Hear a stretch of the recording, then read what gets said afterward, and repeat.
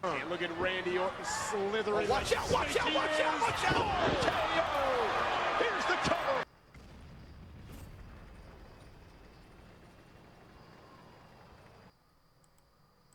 Hey, what's up, everybody? We're actually back. I don't know why. Actually, I do know why. It's because it's winter time and the weather is not good, and I've been busy with other life stuff.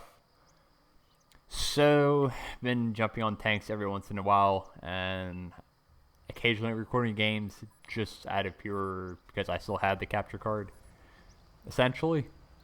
So I figure if I have time, why not just pump some videos out? It's not going to be anything like, oh, the channel is here to stay. Not really. I won't lie to you guys that as soon as weather or anything like that breaks, or once it starts to warm up again, probably won't be on it, uploading any videos consistently, but you never know. He may pop in from here to every once in a while, like we are now. But for the next couple months, maybe expect a few videos every once in a while.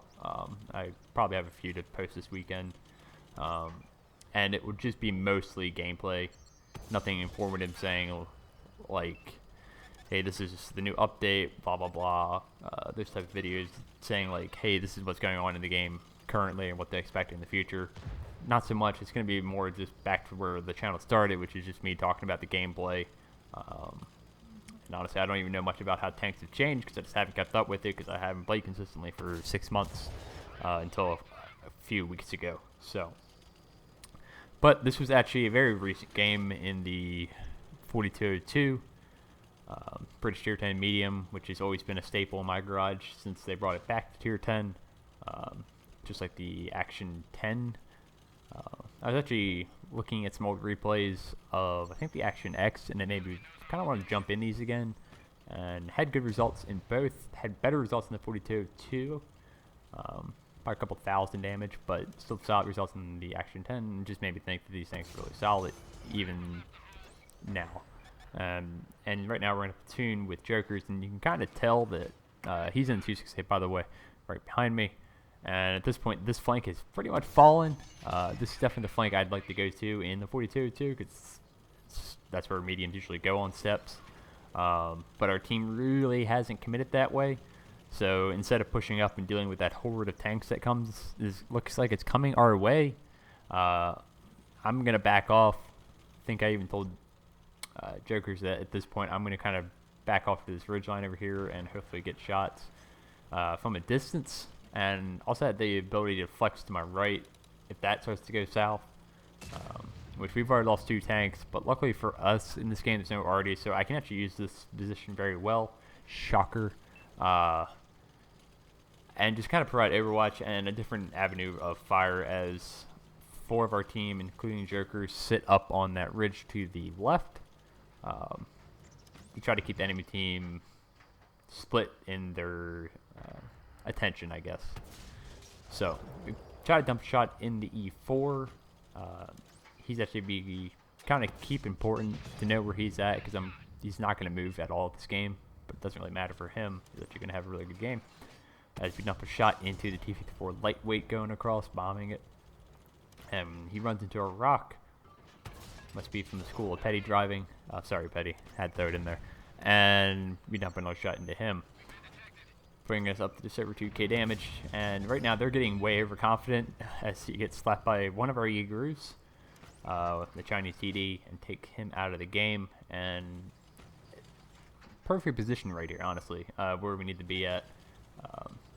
They're mostly focused on the people in front of them, and we're able to dump them as they kind of poke over that ridgeline and just kind of dump shots into them. We don't really have to move at this point. As long as the flank behind us wins, which hopefully they should, because in theory they should have a numerical advantage. In theory, that doesn't always work out, as we're going to show this enemy team as well, even though the team's maybe pretty even here actually at this point, but initially they definitely weren't.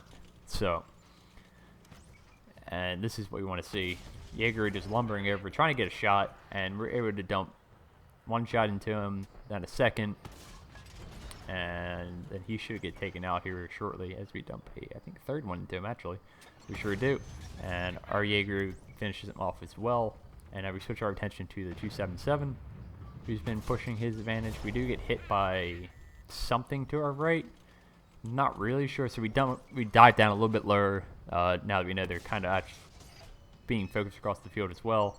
We spot the Skoda dumping his clip. He's doing the classic autoloader misplay, and we were able to track him and get all 1,200 assisted off the rest of his health. Just because you have an autoloader doesn't mean you should just sit on the hill and dump the entire clip, especially when you should know that there's tank destroyers on the enemy team staring at you. And then I think we don't track the 277, but Joker's probably tracks the 277 there.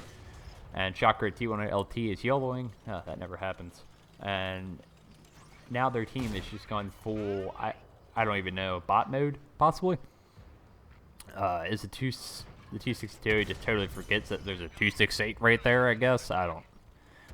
We were questioning that play heavily. But it's been a very, very fast-paced game so far, as we dump one into the 140, and then Joker's finishes him off. It's kind of a trend here.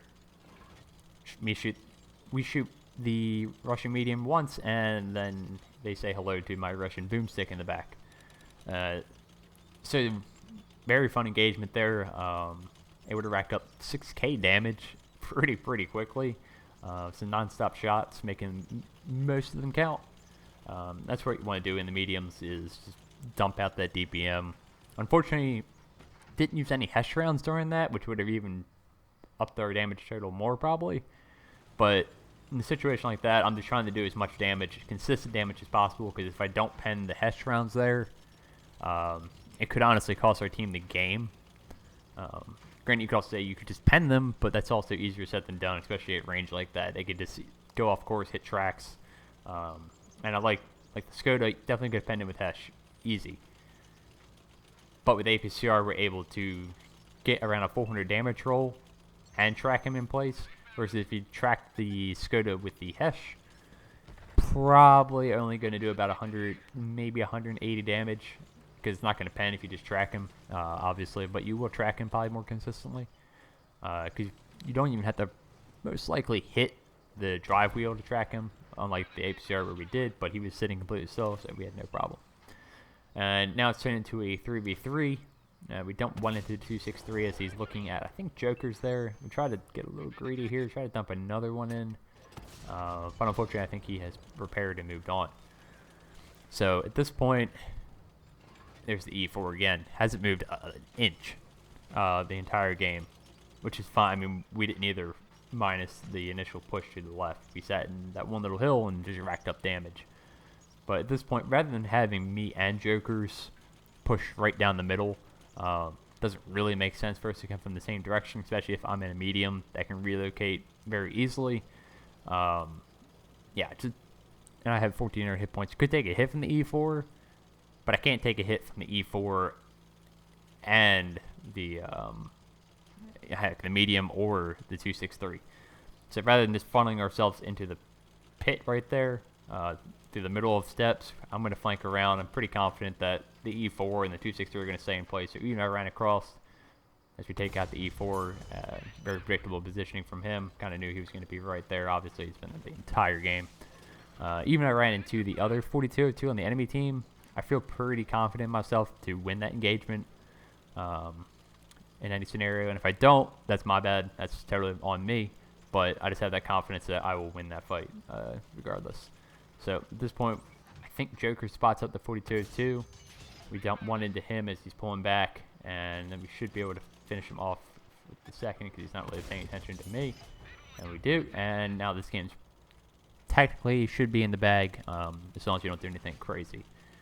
And yeah, 263 is only on 618 health, so we're just going to push the advantage here. I have extra hit points, that's why it's nice to have those at the end of the game.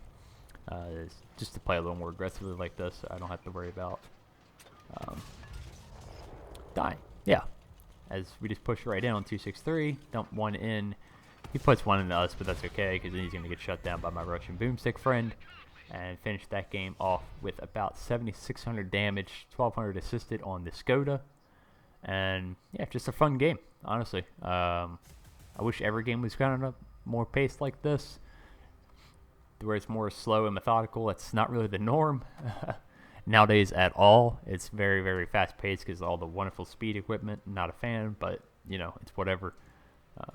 But it's nice to still have games like this that kind of throw you back to maybe like 3-4 years ago when things were much slower paced compared to now.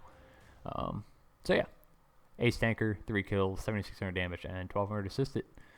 Fun game, good game, and we'll probably catch you guys over the next couple days. So look forward to the new videos. Don't know how long they're gonna last, and I will catch you next time. See you.